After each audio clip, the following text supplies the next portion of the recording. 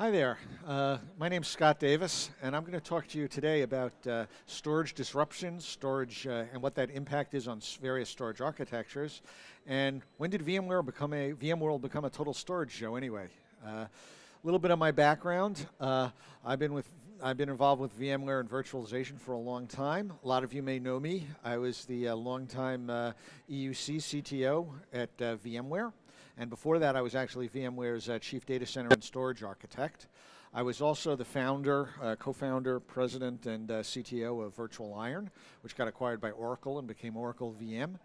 And across my career, I have 16 patents for virtualization, storage, clustering, and EUC technologies, today owned by 4 or 5 different companies. I also publish an independent blog, Talking Tech with HHG, as well as my role as Infinio CTO.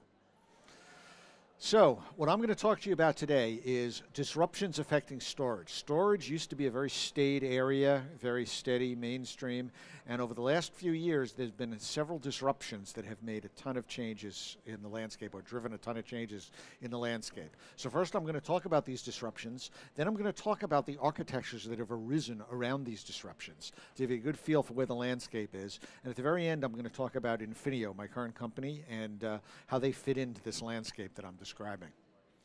So let's delve into these disruptions. So everybody kind of knows about Flash. Flash made a huge difference in the latency and performance compared to hard disk drives. Disk drives for many years, 30 plus years, was one of the main performance bottlenecks in computer workloads. They were orders of magnitude slower than any other medium. Flash goes a long way towards addressing that. But Flash, I'm going to talk about, has a lot of variance in its workloads, and I'm going to talk about why in a few minutes. But there are 2 other big advances that are interesting here, or points I want to make. One of them is that memories and processors are exploding as well. Processors not in speed, but in number of cores, so parallel processing, scale-out architecture is becoming prevalent.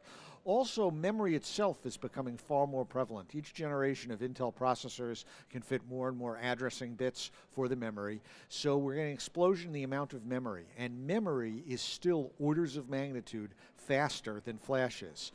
To give you a comparison, RAM is typically in the 2 nanosecond range, while Flash is upwards of 100 microseconds. So we're still talking about order of magnitude difference between them. Also, remote networking with 10 gigabit E is actually typically in the 50 microsecond range. So remote networking is another enabler of some of these architectures that I'm going to show you about. So we have Flash, far faster than hard drives. Hard drives, by the way, can be anywhere from 7 to, during spikes, as much as 50 milliseconds. So multiple orders of magnitude slower than Flash is, and slower than network, and slower in memory. And just for a comparison on the 2 ends of the spectrum, so DRAM compared to hard drives is over 1 million times faster, so ouch. So let's talk about complexities of Flash. Flash is a great medium. It's got a lot of great use cases, but it's also a complex kind of device. And a lot of the complexities are handled within the storage stack. But to start with, let's go over what some of these are. So number 1, read performance and write performance are not the same thing, okay, on Flash. Writes are considerably slower than reads are. Also, writes have an interesting property on Flash. When you're writing Flash, you can't just iteratively write the same block like you can in memory or you can on traditional spinning media or hard disks. With Flash, you have to erase the content. You can write in place if you are writing an empty page. If a page is not empty, you actually have to erase it first, leading to more IOs. But worse than that, you can't erase at the granularity of a single page. Flash is carved up into blocks that are then subdivided into pages, and a page is typically a 4K disk block. You actually have to erase the entire block in order to empty it out before you can write. So if you think about a typical use case around Flash, where you have a mixed population of blocks that have content and blocks that are no longer in use, in order to free up a block, in some dimension you either have to remap the address of the entire block in order to get an empty page, or you're going to have to move the live content out of the block, those pages out of the block someplace else, write them someplace else in the Flash device, erase the block, and then you can re-put the data back. That's referred to as write amplification, and it's why performance is very variable, and performance can slow down as flash gets more used. Garbage collection is how a flash device goes around and worries about erasing these pages and bringing free blocks back in. Flash also has an aspect where it actually wears out over time, over a number of IOs. So you actually have to worry about moving data around, what's so-called wear leveling on flash. What you don't want to have happen is a traditional file system where you might iteratively be writing the home block, for example, in a file system with metadata updates constantly, and then have that block go bad because you wrote it many more times than the rest of the device. You typically want to move the data around on flash so that the entire device wears out at the same time, not bad spots. There's consumer grade versus enterprise flash.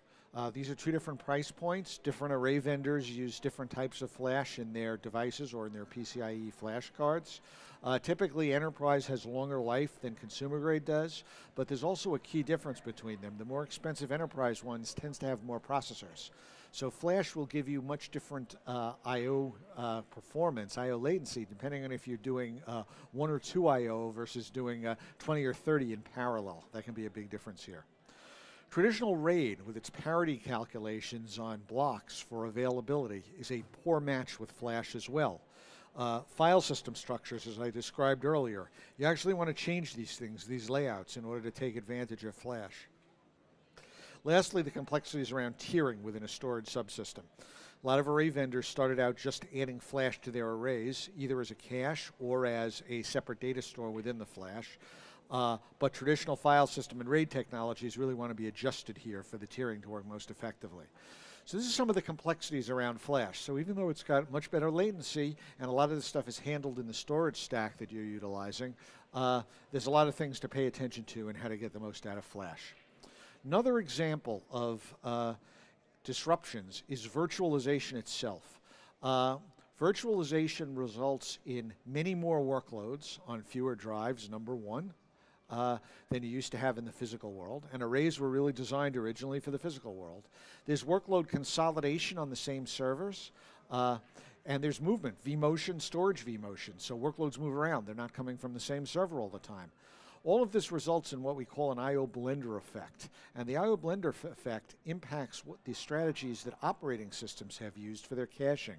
Windows, for example, has a write-back cache, the NT buffer cache for both reads and writes, built into the operating system, and it works by arranging writes so that they're done sequentially in order to mask disk head seeks on traditional storage arrays. Well, with virtualization and the I/O blender effect of running mini VMs, all of those per operating system enhancements are thwarted by virtualization. That's why virtualization is a disruption to the performance of your storage array. Also, workloads, particularly VDI, okay, that's interested in user experience and latency of interactive operations, can have synchronized peaks of operations. Boot storms, I/O storms, antivirus scans, antivirus updates. These are all examples of time-oriented events that, when they occur on many VMs at once, can completely saturate your storage fabric. This is a picture of what the I/O path looks like in ESX when you're using VMFS. I'm not going to go through it in gory detail, but the main point of this slide in this presentation is to show that there's a lot more complexity in the I/O path. Your disk devices in a guest operating system look like local disks. They don't look like SAN or NAS. The SAN or NAS is implemented and abstracted in the VMware hypervisor. Each what looks like a physical device to your guest operating system is actually a file stored on VMFS or now NFS or the new vSAN technology. And VMFS is what is typically used on top of SAN with VMware. And the SAN device drivers and core storage technology sits below the VMFS file system or container layer. And that then talks to the storage protocols implemented in the storage controller. So as you can see, the I/O path is fairly complicated when we're dealing with virtualized storage. So those are some of the disruptions that we deal with. There are some additional ones around cloud and cloud workloads that I didn't cover in this shortened version of the talk. But let's move on to what this means for the storage landscape. So if we go back about 10 years to 2004 era, we typically had one array architecture, your traditional SAN or NAS device. what was going on then was everybody's devices typically looked the same. The main enhancements were whether you were a NAS, with the main hot button was to have an integrated device that spoke both SAN and NAS protocols. So the main architectural difference that you had to worry about was whether you were a native SAN adding NFS or CIFS on top of it, or you were a native NAS device adding block support on top of it. Tiering, different speed physical disks was the other rage in those architectures. But storage was moving slowly, and it really hadn't changed in many years. Let's fast forward that to today, where there's actually 5 different new architectures embracing flash, virtualization, and cloud workloads based on the disruptions I just covered. In that space, so one of them is a so-called hybrid array. So what's a hybrid array? Well, a hybrid array is a centralized array, so a shared device that's being accessed by multiple different servers. And it's usually a combination of PCIe flash cards or SSDs in the array and spinning hard media, hence a hybrid. The SSDs in particular in a hybrid array are not used like the old school adding of flash into a regular disk array is. You don't create a flash LUN and use it directly for your application workloads. The flash is used internally. It's not exposed by the array, and it's used as a combination of a write log for speeding up writes and write acknowledgments, and a read cache for your workload. Okay? So it's used to speed things up. Reads are satisfied directly from SSDs when the content is there for frequently used cache. In the background, that cache can get populated either when reads from the hard drive based on the caching algorithms or writes, okay? And writes eventually, so they're written to the log, acknowledged back to the application, and they're destaged later on, written back to this spinning media. So, and there's a lot of vendors shipping hybrid arrays. So this is one of the disruptive architectures or storage architectures. All flash array, or AFA, is a little bit different. Here, flash is exposed directly as the data storage that you use for your workloads. So as the name implies, these arrays are comprised entirely of flash. They can be a scale-up or a scale-out architecture. Same thing is true for the hybrid arrays. Most of them are what I call scale-up architecture. Scale-up architecture means when you run out of performance or capacity in your array, you typically either have to replace one of the array components, like put a faster processor in or a larger drive bays, if possible, or you got to buy a new array and move your workload to it. Scale-out means a building block approach where you can modularly add devices. An example of one that is that's a hybrid array that's actually scale out was, I know Coho Data was on the agenda here today as well, and they're the example of a hybrid array that's scale out. So, but most of these are scale up. So all flash array is all flash. All of the complexities of flash that I mentioned earlier have to be addressed within the array, typically by the array controller software. And so it's not really exposed to applications, but it does get exposed from the point of view is that there can be variance. So all flash arrays are not equal, and you definitely have to worry about performance on these things. What I encourage customers to do, if they're evaluating an all-flash array or a set of all-flash arrays, to do is to kind of write a unique pattern across the disk and then run your favorite benchmark. So you want to load the flash up so you're using up so that the blocks are not all in blank state erased, and that'll be a more indicative of what the flash array will do over its lifetime when you run benchmarks. Just a little private tip there. So one of the other architectures in a big buzzword at this show in particular is software-defined storage. Software-defined storage means that all of the array controller software is running co-located on the servers that are executing your application workload. So as opposed to the hybrid arrays and the all-flash arrays, which are centralized arrays with a storage stack built into them, now the storage stack is running co-located with the server, typically in a scale-out fashion. Okay? And most but not all of these, like for example, VMware's vSAN is only using direct attached storage with their vSANs. So vSAN in a number of ways is actually a virtualized hybrid array. It's using flash on each of the servers as a write log and a read cache, and then it's destaging to spinning media, except it's implemented running on the server side with replication in a scale-out fashion. So that's an example of a software-defined storage implementation running co-located with the server workloads. Another variant that you're going to hear a lot about at this show, starting with Pat Gelsinger's keynote this morning, was on hyper-converged infrastructure.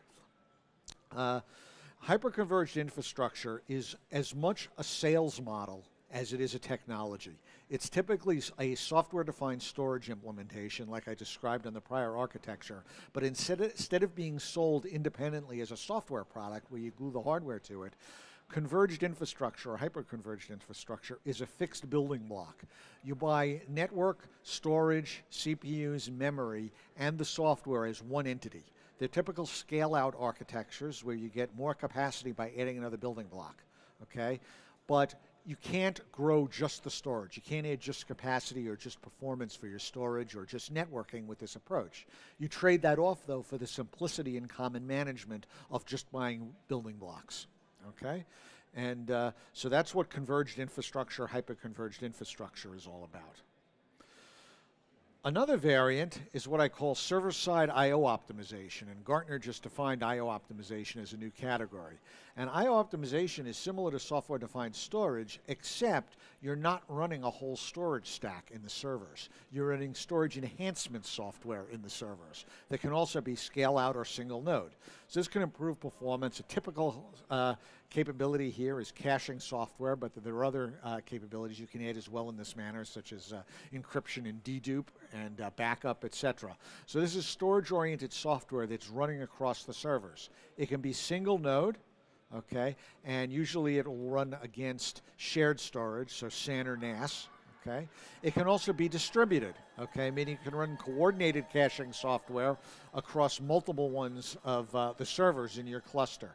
So these are both server-side I/O optimization, okay, now running in a distributed manner, okay.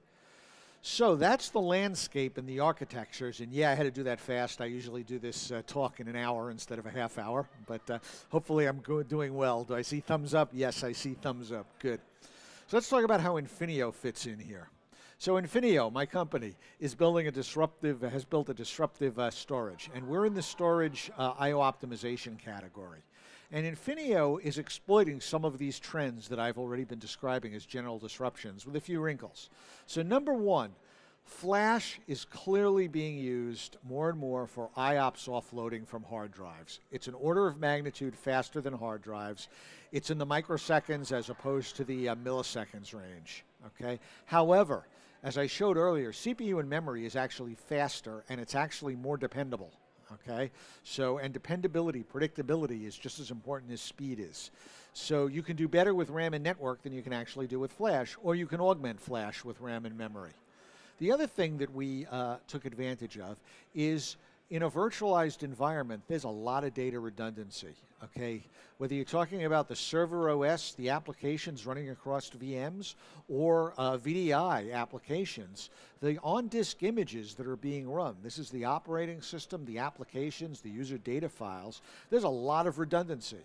And typically, they're addressed separately. There's a whole discussion I could have on VDI of persistent versus non-persistent desktops. But generally, with persistent desktops, you have separate images for each one of them, and in both of them, you run applications on the fly.